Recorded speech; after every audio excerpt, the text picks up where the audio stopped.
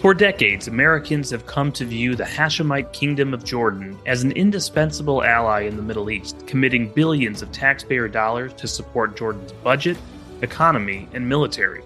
Jordan's peace treaty with Israel, its strategic position between Israel, Iraq, Syria, and Saudi Arabia, and its pro-American military and intelligence services remain critical to U.S. foreign policy in the Middle East. And yet, challenges inside this relationship are reaching alarming levels. From harboring a most wanted terrorist, to inciting violence against Israel, to a member of parliament charged with arms trafficking across the Jordanian border with Israel, U.S. policymakers are considering their options. Hi, I'm Rich Goldberg, Senior Advisor at FDD, filling in for Cliff May.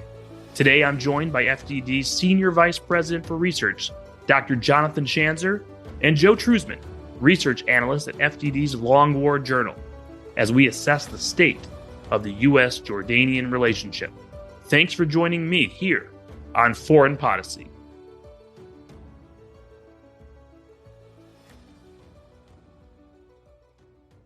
John, Joe, welcome to the podcast. Thanks, Rich. Hey, thanks for having me. Absolutely. Let's dive right in. John, why don't I start with you? Before we get into the latest details of what's been going on, what we've been tracking at FDD, why don't you talk to listeners about why Jordan matters? Why does Jordan matter to the United States? Why does Jordan matter to Israel? Sure. It's a great question. And let me just say up front that I still believe through it all that Jordan is an incredibly important ally to the United States. And it's an incredibly important ally to Israel. And the role that it plays in the Middle East cannot really be replaced in any real way. And so maybe just a word of caution that as I criticize Jordan today, because I think it's warranted, it does not mean that I'd like to jettison Jordan as an ally. The story is basically this, that Jordan, I think, had a really interesting relationship with Israel for many years. Even from the beginning of the conflict, starting in 1948, there was strange communication that was going on between the Israelis and the Jordanians. The Israelis, I think, somehow implicitly understood that Jordan could play a moderating role in the region, and communication began where the former king Hussein and various Israeli leaders had communication with one another. They were warning each other about impending wars, and they were communicating in ways that benefited both countries. And that was something that I think did not go unnoticed by the United States. Finally, after the 1993 Oslo Accords were signed between Israel and the Palestinians, that I think gave a green light to the Jordanians that they could make their peace with Israel too. So they signed that agreement in 1994. Since that time, Israel has been providing Jordan with gas, with water, with intelligence, with military assistance. And alongside that, the United States has invested significant funds, actually just signed a recent MOU to the tune of $1.5 billion a year. There's military assistance and training as well. So in other words, Jordan has become a core part of the U.S.-led world order in the Middle East. It has willingly played that role, and it has willingly embraced a relationship with Israel until probably about 3 or 4 years ago, where we really began to see an uptick in vitriol coming out of Amman. And it's coming at an odd time. It's coming actually at a time that is really unwelcome as the United States tries to stabilize the region and pivot to Asia. And while Israel is trying to keep Iran from going nuclear and to keep the region from blowing a lid. Now, don't leave us on a cliffhanger there. 3 or 4 years ago, what happened? You've just described what appears to be an excellent trajectory in a bilateral relationship for the Israelis, certainly for the U.S. We have other interests at stake when we think about our presence in Iraq and Syria, broader Middle East, counter extremism, the role Jordanian intelligence plays and security forces play in the region. When we think about Arab intelligence and security, Jordan's at the top of the list on capabilities and some of the things we talk about, the value we have, many of the benefits of the U.S. Israel relationship. not dissimilar in some of the benefits we have for our own strategic interests in the U.S.-Jordanian relationship as well, from a security perspective, counterterrorism, and most particularly. What happened exactly that suddenly derails this? Why are we on this new sort of environment, this new trajectory? I wish I could say there was one thing. I would argue that that number one, the relationship between Benjamin Netanyahu and the King of Jordan, King Abdullah, has not been stellar. And for some time, actually, it was the head of the Mossad, then head of the Mossad, Yossi Cohen, that was navigating that relationship on behalf of the Israelis and the Jordanians. On top of that, I think Israel found itself maybe a little distracted by some of its new peace partners. You kind of imagine that you've got a wife since 1994, and then all of a sudden you've got maybe some new girlfriends.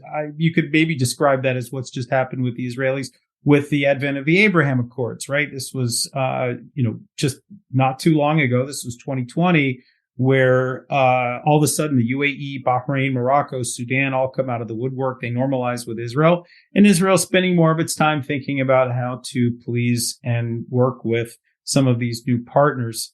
But I think both of those things are insufficient in understanding what's going on here. I think Jordan has gone through the ringer economically. It has been unstable politically, and something to the order of 80% of its population is Palestinian.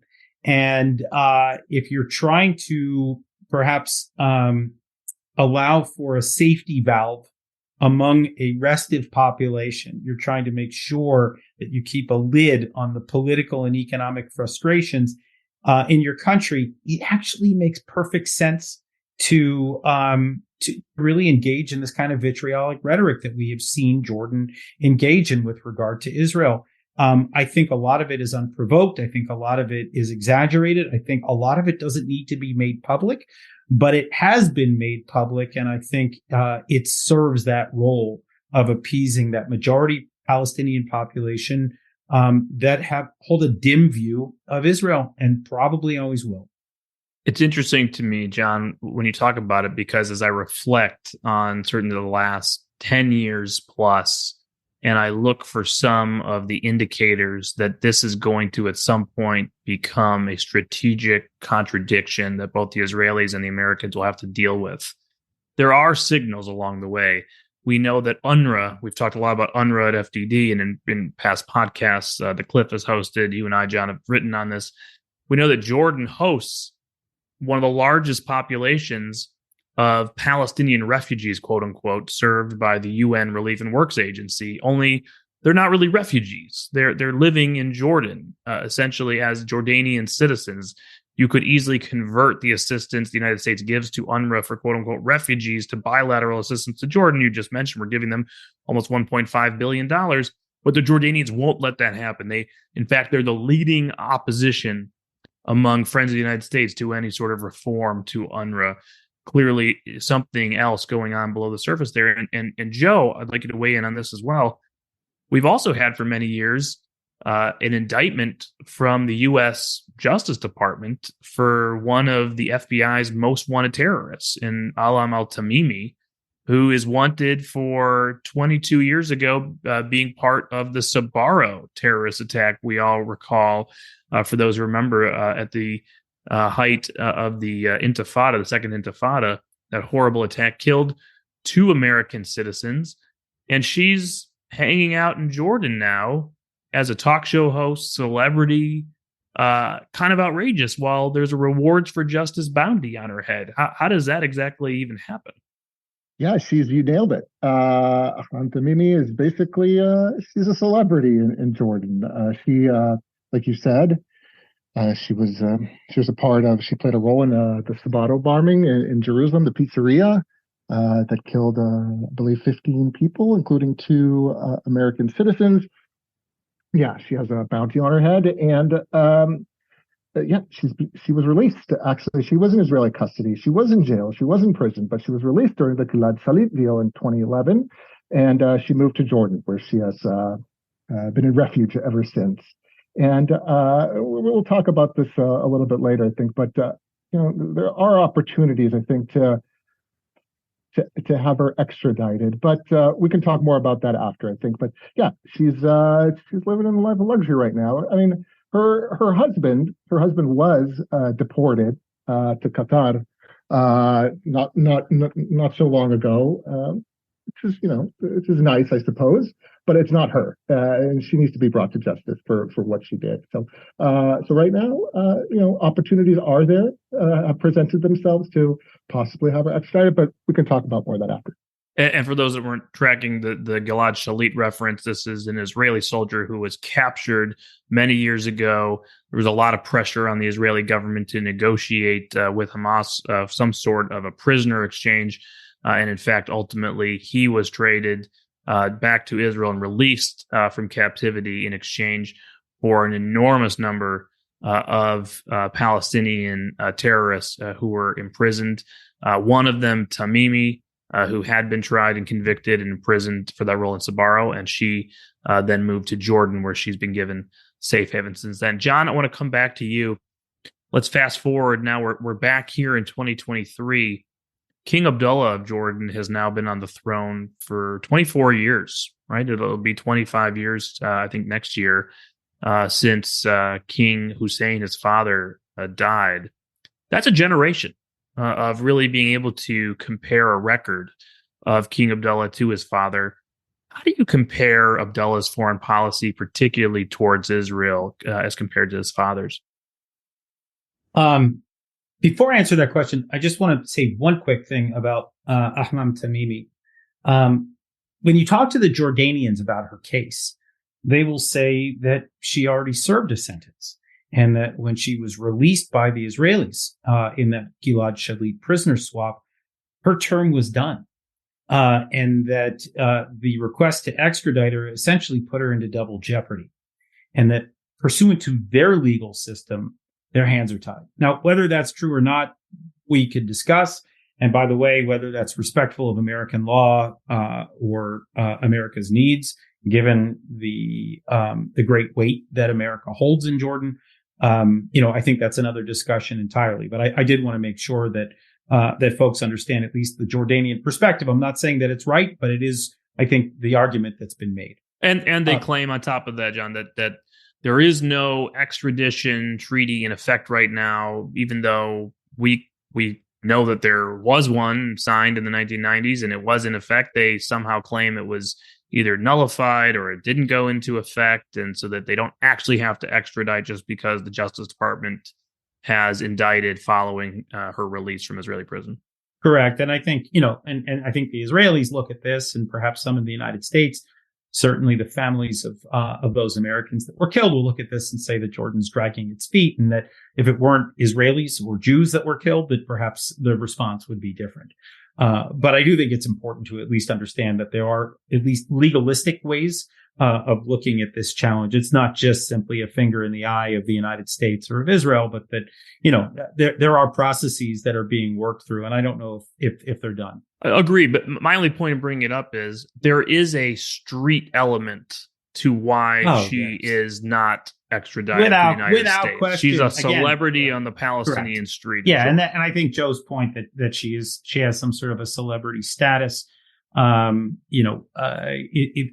something rather sickening about that from a cultural perspective, to put it mildly. Now, as for the question you asked about this sort of generational change, look, when King Hussein died, I remember I was actually in graduate school and I watched him come home and kiss the ground at the tarmac of the airport as he came home from cancer treatment, knowing that this was likely to be the end of his life. And then we had this dramatic sort of changing of the guards, where the crown prince was dismissed, and King Hussein's oldest son, Abdullah, who was trained as a military man his whole life, was suddenly thrust into the spotlight. And he actually, I've read his autobiography, and he talks about how this was actually a jarring moment for him. He wasn't quite ready for it. He hadn't been groomed for it. But nevertheless, I think a lot of us at the time were thinking to ourselves, great young guy, right? Has trained in the West, understands America, understands Britain, understands understands Jordan. But I think what we found over the years is that he does not necessarily have the same political skills as his father. He's maybe not as invested in the kind of tribal politics and local politics of Jordan, trying to figure out how to get the East Bankers and West Bankers to align and to embrace a common vision for the Jordanian state. And I think there's also something else that in my mind is really a huge difference. And you can read it in his autobiography where he talks about how he sees Israel as the primary problem in the region. He takes a really not a terribly nuanced perspective about this. You don't see him talking about Iran. You don't see him talking about Hezbollah or Hamas or any of the hatred that has been taught across the region by a range of bad actors. And so he sort of, I think, takes that at face value. So when you don't invest in the politics of the people necessarily the way your father did, and you're looking for ways to rally your crowds, I do think that Israel has always been the lowest common denominator in the Arab world, the disdain for Israel. It's a rather easy card to play. And unfortunately, I think the king is playing it. Joe, as I start leading up to the most current tensions that John has touched on a little bit, I am struck by the year 2017. It definitely was one of the low points in recent memory until now in the bilateral relationship. And it took a long time for the bilateral relationship to recover from the events that took place in 2017. One of them was something that was, you could say, just, an unfortunate incident, unpredictable, and perhaps the handling by all sides of it and the optics of it is what the problem was. That was the incident where there was an Israeli diplomat and a security official at the Israeli embassy in Amman who had an apartment that was owned by the Israelis in Amman. There was a worker there. He claimed to have been attacked by the worker. The Israeli official responded, killed the worker, but also accidentally shot the landlord in the apartment as well. This created a lot of media coverage inside Jordan. There was really almost a siege going on where the Jordanians wanted the Israeli official turned over for prosecution. He was hiding out in the Israeli compound. They had to negotiate his basically exfiltration to Israel that the Jordanians would allow. Once he came home, he was celebrated by Prime Minister Netanyahu as sort of a hero status who had survived and killed a terrorist. And that didn't sit well with the king in Amman, and that really sparked outrage in the bilateral relationship. That's one thing that happened.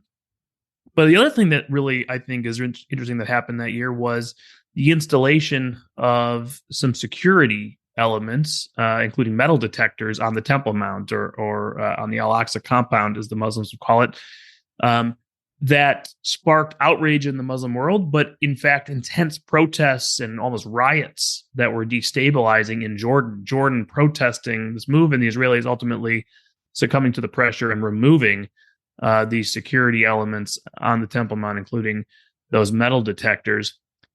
What is it about Jerusalem, about the Temple Mount, Al-Aqsa, that creates this incredible emotional ability to create these tensions, whether it's in the broader Muslim world, whether it's unique for Jordan? But it certainly seems that it triggers Amman in a unique way as compared to other Arab partners and allies of Israel and of the United States. And then, John, if you wanted to weigh in on that as well after Joe. I can briefly say that, it's, I could say the obvious. It's an Islamic holy site, right? And the Jordanians have custodianship of it. And they see any change of the status quo, right,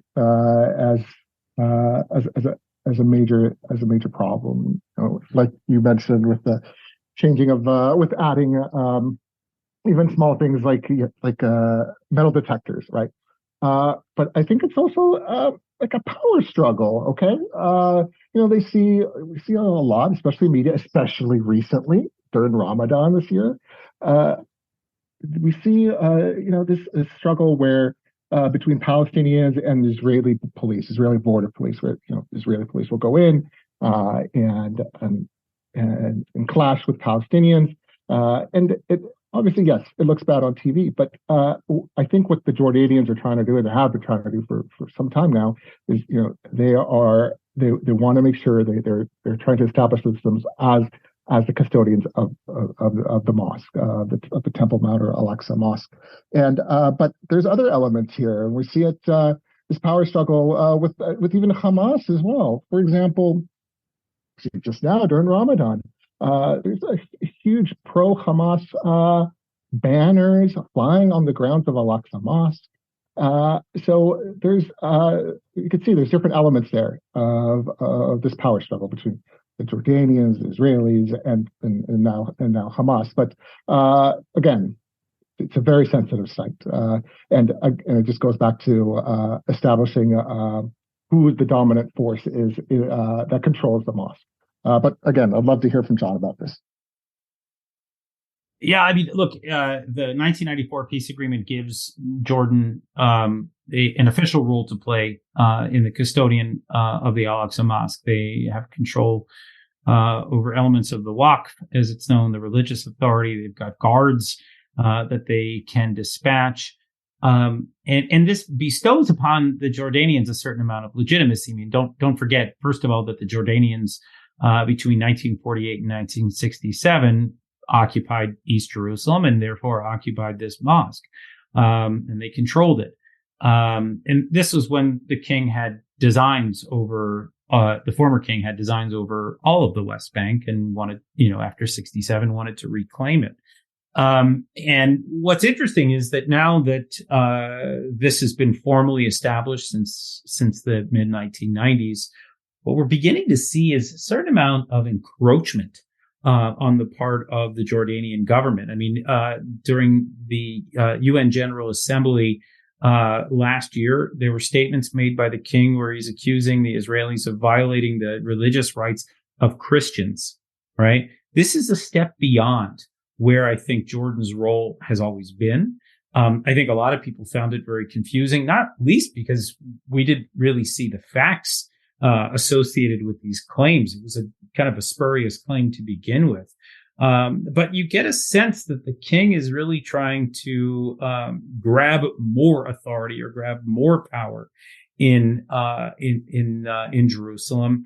And that's, of course, something that the Israelis are not going to be terribly interested in doing. I think they're very happy to have an outside friendly partner helping to ensure calm on the Temple Mount. But of course, the Jordanians haven't been doing that in recent years. As we know, the rhetoric has gotten sharper, it's gotten nastier, and if anything, it seems to be egging on the rioters that we've seen sieging the Temple Mount, playing soccer, firing off fireworks at Israeli border guards. And you don't see the Jordanians telling them to cool their heels. You don't tell them, you don't hear them telling the rioters that they need to halt that activity. What we see is, excoriation of Israel on a very public stage. And so, the very role of Jordan right now as custodian of the mosque, I think, it's a difficult one. The Israelis, I think, want Jordan to maintain the role. They enjoy the relationship. They see the value of Jordan. But I think Jordan, in many ways, over the last couple of years, has become something of a liability. And that is the rub. And that is a perfect segue to bring us to the most recent tensions. We just left Ramadan. For the most part, it had been a quiet Ramadan, one of the quieter that had been recorded until a week of a bit of turmoil, with many pointing fingers at the Iranians for fomenting violence, a multi-front escalation against the Israelis, but also incitement coming from the Palestinians and certainly from the Jordanians as well. John, maybe we'll start with you. Maybe unpack what you saw play out. What was the Jordanian piece of the puzzle here? Was it truly incitement to violence? Was it more bystander observations that we would characterize as unhelpful, but not actual incitement? Where would you put Jordan and the various people in Jordan into the camp right now as you saw the tensions flaring and violence erupting? Yeah, look, it's a good question. I mean, I think the first thing you got to do is just take a look at the previous two Ramadans, starting with the one from 2021, where there was this battle over the disputed homes in the Sheikh Jarrah neighborhood in East Jerusalem, and Hamas was, essentially threatening war, and the Israelis are trying to keep control over riots on the Temple Mount. And as the Israeli border police do this, you have Ayman al-Safadi, the foreign minister of Jordan, coming out and saying that Israel's playing with fire, right? As if it has no right to do this, that despite its sovereignty, it shouldn't step foot on the Temple Mount. And you could see back then, that was really what got my attention before I started writing about this is, what kind of ally, what kind of partner is Jordan if you've got Hamas, right, an Iran-backed terrorist organization engaging in this kind of rhetoric and action, and the Jordanians are saying that the Israelis are playing with fire, as if to basically encourage what's going on from the so-called resistance. That happens again last year during Ramadan tensions. Last year, thankfully, we saw a far less ugly battle. It was just as we would call it, a mini war or mini operation between the Palestinian Islamic Jihad and Israel, with, again, tensions flaring on the Temple Mount. And then this year, I think we could just press rewind and then play similar kind of rhetoric leading up to Ramadan, with Jordan once again warning that Israel, shouldn't take action against those that are defiling the mosque or barricading themselves inside. But really what struck me this year was a line uttered by the king where he called upon the Muslim world to deter, that's a direct quote, Israeli actions in Jerusalem, right? To me, that seemed like he was calling upon them to take action. And that means, at least in my mind, physical action, kinetic action. And then, as if on cue, the next night, we see people barricading themselves in the Al-Aqsa compound again, playing soccer, firing rockets, or firing fireworks, rather, at Israeli border police who are trying to gain control of the situation. Then, of course, like clockwork, the Jordanians come out and they condemn Israel for doing what any country would in its sovereign territory when there's unrest. And so one gets a sense that the Jordanians are okay with the idea of fanning the flames of this conflict. As I said, it looks like they're taking the side of Hamas or even Iran, which is, of course, the actor we believe to be behind a lot of this activity. And this all comes as we just saw outreach by the Islamic Republic to Jordan, raising questions about what is going on here. And obviously, all of these statements issued after you see violence on the Temple Mount, people barricading themselves inside the Al-Aqsa Mosque, bringing all kinds of explosives and fireworks and knives and rocks and things that are clearly desecrating a holy site. This is not allowed under Islam, to go into Al-Aqsa with these kind of things and do what you see on these videos people doing. And there's never been, that I know of, a condemnation of the conduct itself, right? It's always a blame Israel for going in and stopping it and preventing further violence. I don't understand how you respond to that, how that's okay. It puts Israel, it puts Israel in an impossible situation, right? Israel is obviously not a Muslim country. But it is trying to work through Jordan to bestow a certain amount of legitimacy on the way in which the third holiest site in Islam is maintained, and how traffic can be monitored and how behavior can be structured. And here you have, these things happening year after year now. Again, we believe that it's incited primarily by the Iranians and Iranian proxies. And you see Jordan sort of saying, shrugging, if you will, at this kind of malign activity, this, horrific behavior, right? I mean, forget whether it's ultimately life-threatening, but it's rioting at the end of the day. And you would think that this would be offensive to the custodian of this mosque. You'd think, by the way, that perhaps even the Saudis might weigh in on this.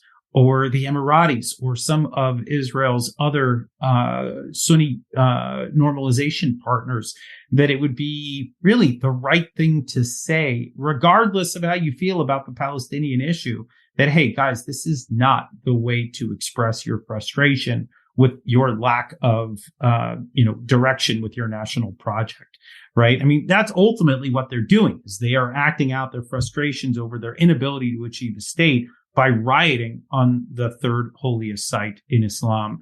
And you'd think that that would be offensive to Arabs and Muslims around the world. Joe, as I build up towards the next incident that we just saw occur just in the last 96 hours or so, we're still processing it. I want to step back and talk to you about your work tracking the violence in the West Bank in particular, and then also parts of Jerusalem where we've seen a lot of terrorist attacks, incidents sourced from, including this week with the latest ramming attack that injured several individuals in Jerusalem. What are you seeing? What has been the trend? What is the source of this violence? And in any way, are you seeing any Jordanian links in your research until now? Right. So, I've been following this closely since 2001, about, I'd say the summer of 2001, in June 2001, to be more precise, where this West Bank violence, I believe, erupted. And, first it started out with armed clashes between Palestinian terrorist groups, Islamic Jihad, Al-Aqsa Martyrs Brigade, Hamas, and others, clashing with Israeli troops operating in the West Bank, primarily Jenin, northern West Bank, Jenin and Nablus.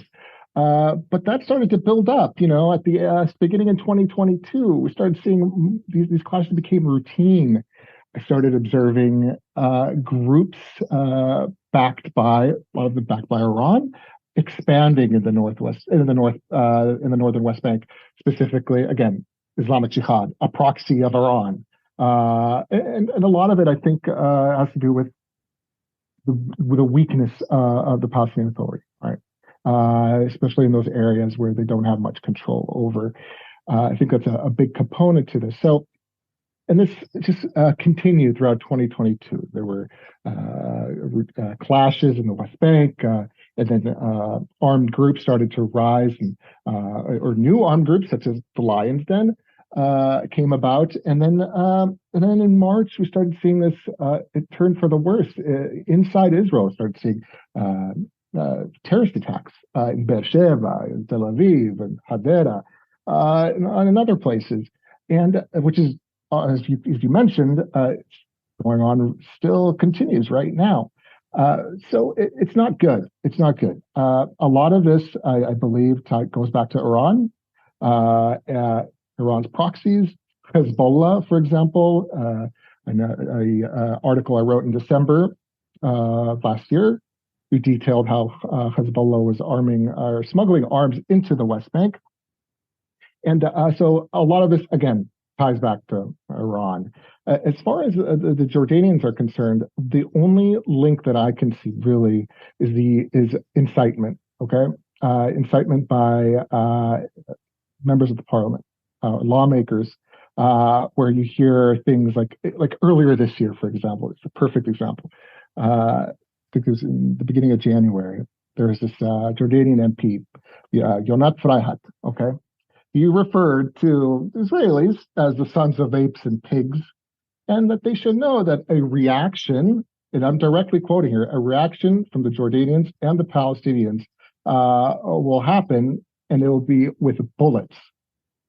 All right, so that's pretty significant. So there's a lot of incitement, but it's coming from everywhere now. Jordanians, Iran-backed groups in Gaza, in Syria, in Iraq, obviously in Lebanon. So there's a lot going on. Israel's in a lot of trouble, I'm afraid to say, and it's a lot of information, a lot of stuff is going on. So it's a concerning moment, in my opinion. And there's one other interesting element here that I feel like we had a research gap on, and maybe we're getting an answer, maybe we're not. I think we still need to unpack what's going on a little more. But that is, we've seen plenty of reports over the last several months of Israeli military, Israeli police cracking down on various arms trafficking rings, gun smuggling, major mostly light arms that are moving into the West Bank from somewhere, organized by someone.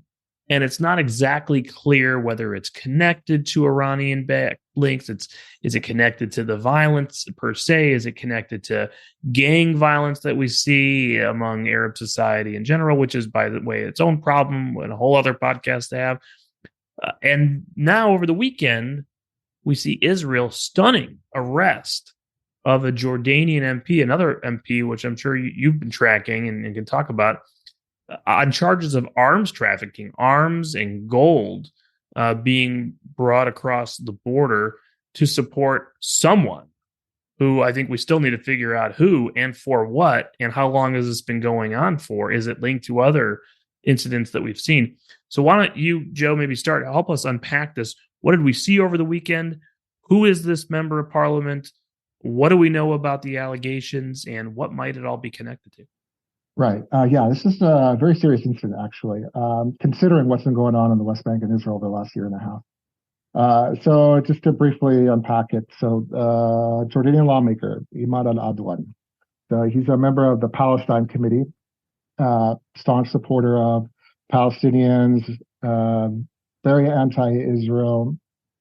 He's a guy that has gone publicly, has said that he supports Hamas, he supports the so-called Palestinian resistance, and he's even greeted Abu Ubaidah, who is the Hamas military man that only usually just comes out during war. He makes his own speeches, but so this MP on Saturday night, he was crossing into Israel from Jordan. I believe it was at the Allenby Bridge.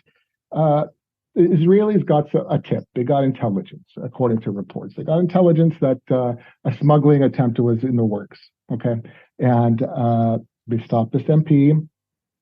They find a large cache of weapons and gold. Now, when I say a large cache of weapons, I don't mean I'm not saying 10 automatic rifles and some handguns. This is dozens upon dozens of handguns and rifles. I mean, he could have supported an army with what he had, which is very concerning. And this is what brings me to the point that what's been going on in the West Bank. The concern here is, and we don't know yet, but the concern is this Jordanian MP was smuggling arms to Palestinian groups, Hamas, Islamic Jihad, Al-Aqsa Martyrs Brigades. That's the concern here, but we don't know for sure. Again, super serious incident. We don't know what's going to happen. Unfortunately, there's not a lot going on here as far as getting answers. But the concern again, this MP was attempting to smuggle arms to the West Bank. But another important point is, okay, so is that something he did under his own initiative, or was he just an intermediary? Maybe he was smuggling for a foreign actor. We don't know that. I don't think it was the Jordanian government, but these are just questions I'm raising, just some thoughts. So this is very strange, but again, a serious incident. Joe, are you sure that this wasn't a parliamentarian bringing in weapons and money for Ben Gvir's new armed force that's supposed to? Yeah. The militia, yeah. He's supposed to keep calm in the West Bank. Or the National Guard. Right? I mean, it could have been that. Why are you jumping to conclusions, man? Yeah. I guess you could say maybe, but I doubt it. I don't think they're on good terms. Well, John, that actually was a funny way to bring me to my last substantive question before I ask you both sort of outlooks and where we go from here. But I do want to probably be the voice of some of our listeners who have been reading the news and would say, well, maybe the Israeli government has some responsibility to bear here in the deterioration of relations with Jordan and the response that we're seeing on the Jordanian side of feeling that they need to incite, that they need to respond in this way because there is this right-wing government now in Israel. And we saw the finance minister, Bezalel Smotrich, go to Paris and give a speech with a map on his lectern of so-called Greater Israel or Biblical Israel that, go back to the Bible, there's parts of modern day Jordan that had two and a half of the tribes of Israel that occupied that east bank of the Jordan River. And that's, on maps for those that believe in this greater Israel concept one day. Drew blistering reaction from the Jordanians diplomatically, a big headache for Netanyahu and the government. Where would you say that comes down? I mean, what is the Smotrich-Ben Gvir effect on the relations, or is that an excuse that the Jordanians would use that does not justify what we're seeing? Look, there's no question in my mind that Jordanians were offended by the Smotrich lectern. I think there were a lot of Israelis that were offended by the Smotrich lectern, for that matter. And you're seeing them out in the streets, right? Testing. And obviously there's some tumult in Israel right now over a range of political issues. And, the political perspectives of Smotrich and Ben Gvir in particular have a lot of Israelis deeply uncomfortable. But, I don't think that gives Jordan a green light to excoriate Israel publicly, when what we need is a system of predictability and stability in the region. That should be the first goal and the last goal of the Hashemite Kingdom right now, is to maintain stable ties with Israel, given the importance of Israel in terms of its water, its gas, its security, its relationship with the United States. All of these things are crucial to Jordan's survival.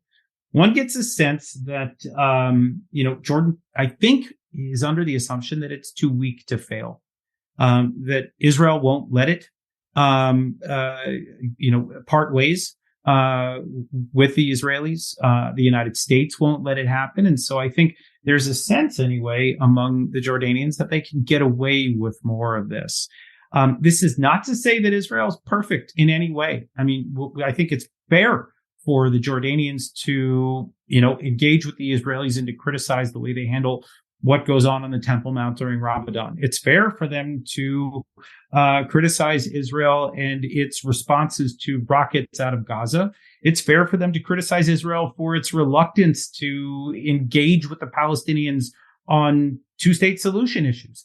However, I think most of their criticism, number one, ignores the fact that there are problems on the other side, whether it's the behavior that we see by Palestinians on the Temple Mount, whether it's the rocket attacks perpetrated by Hamas or other proxies of Iran.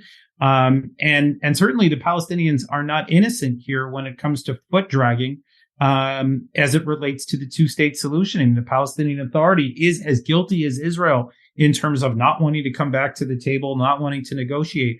The Jordanians seem to be content to ignore all of that.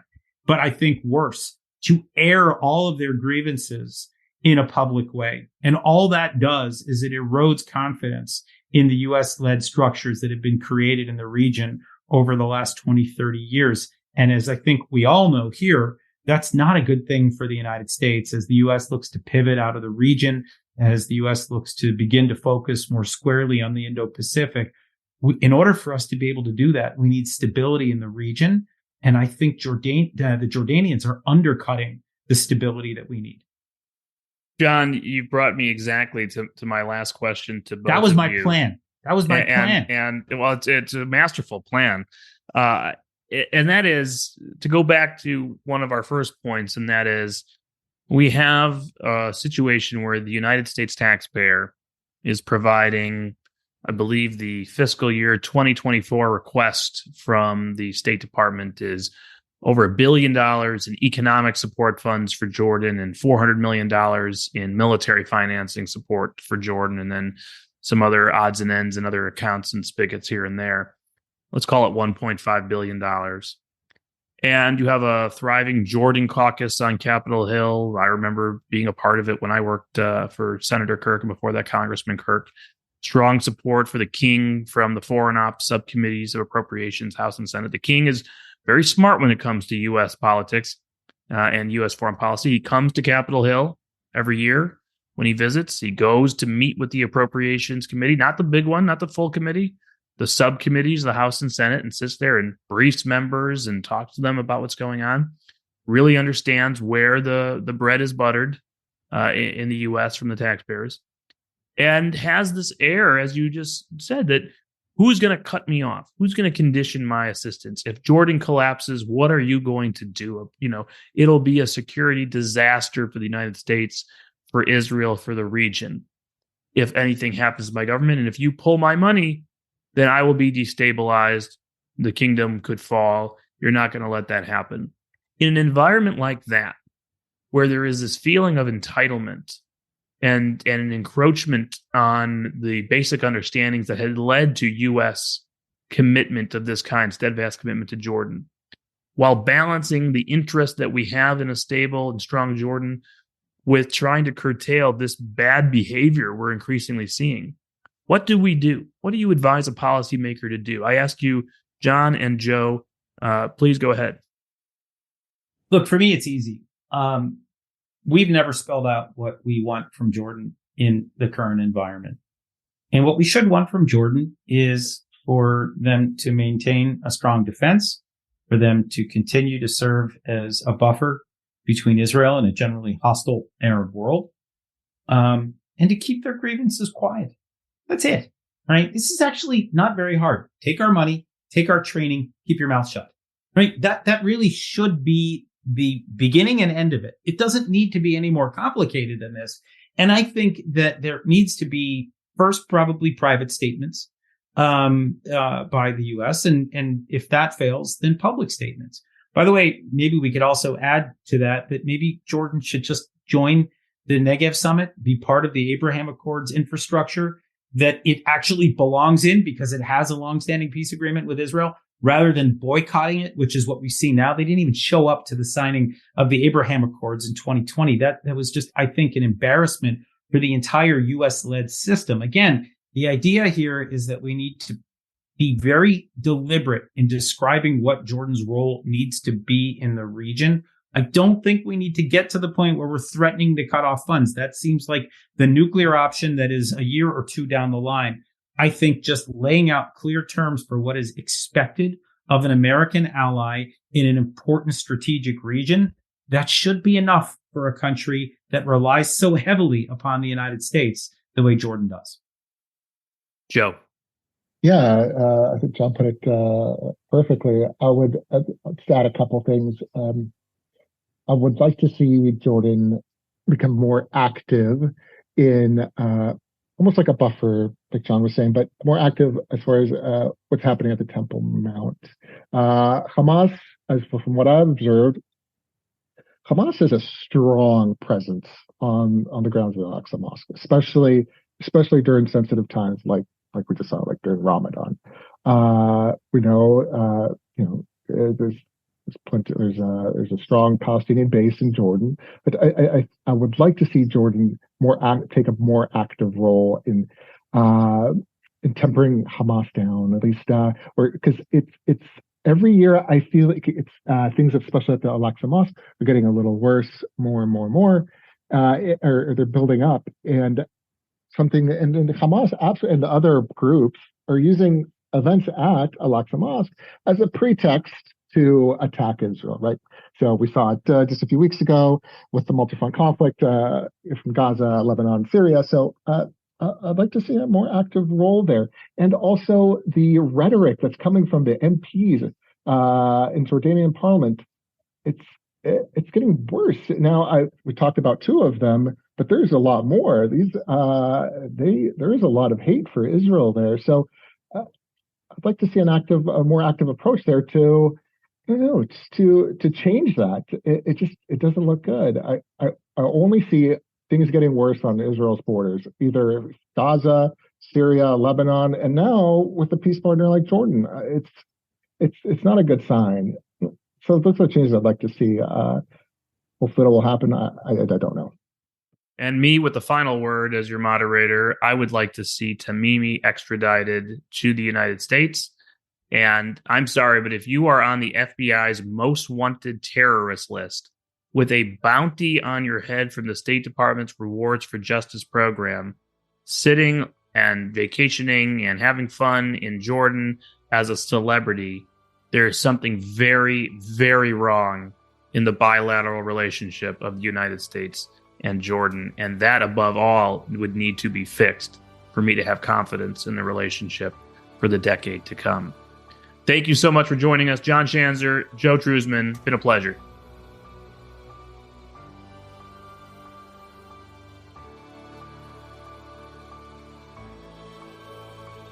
Thank you for listening to this episode of Foreign Policy.